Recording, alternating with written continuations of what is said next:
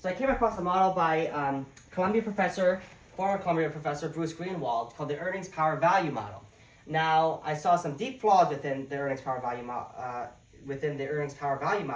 It took me about 3 hours, but I came up with my own model called the Roberto D. Beard Internal Rate of Return Capital Deployment Model, which encompasses everything that I've been doing already, but puts it into a formula. So the problems with the earnings power value model is it seeks to show the value of a firm without growth, and then you adjust it for growth. But the problem is it's determining the value of a firm by using the weighted average cost of capital. Now, the weighted average cost of capital is largely determined by the capital asset pricing model. The capital asset pricing model is largely determined by beta.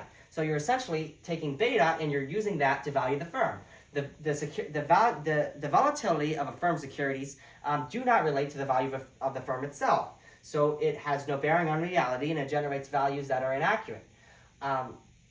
Even accounting for growth, you get a grossly inaccurate value.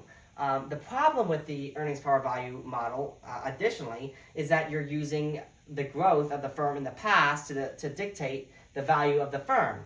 Now, that's an issue because yesterday's growth doesn't help today's investor. So you have to have a model that looks in going out into the future what the rate of return will be and how much of it they can deploy, and that will determine the value of the firm. So I made my own model. First, I adjust weighted average cost of capital to have no volatility. I use a required return. I say you take the required return, which is the risk-free rate plus 1 times the expected return of the market minus the risk-free rate. This removes volatility from the asset pricing model, and it becomes much more accurate. So what you do is you take adjusted earnings divided by the required return, and you multiply that by the deployment rate of capital, which is the amount of money the company is going to retain. So whatever they get in earnings minus dividends. So what's being retained multiplied by the return rate, which is what return they're getting on the retained earnings. Dividends are the enemy of any investor who's looking to compound capital. So that you have to be able to take earnings and deploy them at a high rate of return to generate high shareholder returns.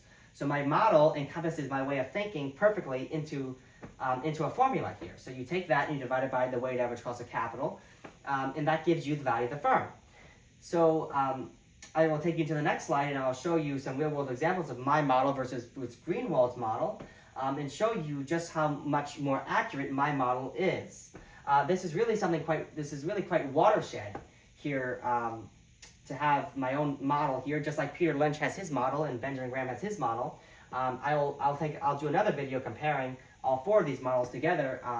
The next video will be on that. I will show you the next slide, the differences between me and Bruce Greenwald's models in the real world. So here we have my model, the Roberto D. Beard capital deployment model versus Bruce Greenwald's model.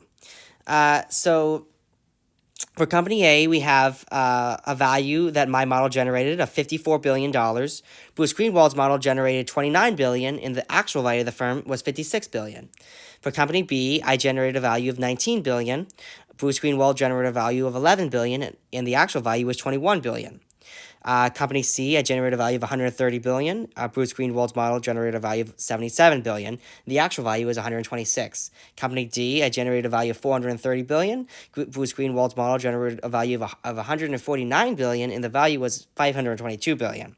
So what you see here is that my model gets very close to the actual value of the firm. Securities often deviate from true value. 8.47% on average is what my model deviates from the true value of the firm, from what it's trading at. So that falls into a reasonable category versus Bruce Greenwald's model coming in at 51.54% of actual value, which shows that there's something systematically wrong with his model. So you have to be able to deploy capital and return a high rate on that to generate strong returns, and my model encompasses that. Bruce Greenwald's model got a value of $149 billion for a firm worth $522 billion. This just simply is not a reasonable value.